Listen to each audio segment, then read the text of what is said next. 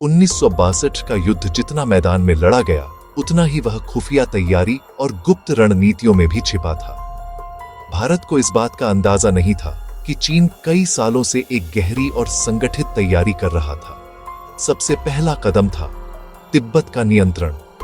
1959 में तिब्बत पर कब्जा करने के बाद चीन ने वहां तेजी से सड़कें, एयरफील्ड और सैन्य ठिकाने बनाना शुरू कर दिए। भारत को लगा ये घरेलू मामला है, लेकिन चीन इसे भारत की सीमा तक पहुंचने का पुल बना रहा था।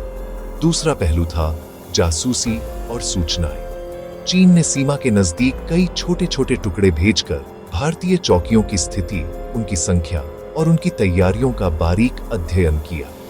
वे अक्सर चरवाहों और व्यापारियों के रूप में सूट कर जानकारी जुटाते थे।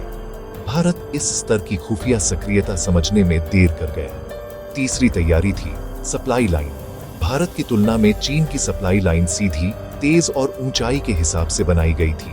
जहां भारतीय जवान कठिन और टूटे फूटे रास्तों से गोला बारूद लाते थे, वहीं चीन के पास पहले से बने मार्ग, वाहन और संगठित लॉजिस्टिक व्यवस्था थी। चौथी और सबसे खतरनाक तैयारी थी घेरने की रणनीति। चीन यह नहीं चाहता था कि लड़ाई लंबे समय तक चले। उसका लक्ष्य था भारतीय चौकियों को चारों तरफ से घेरकर कुछ ही दिनों में भारत को झटका देना। नामकाचू, तवांग और बमडिला इसी रणनीति का हिस्सा थे।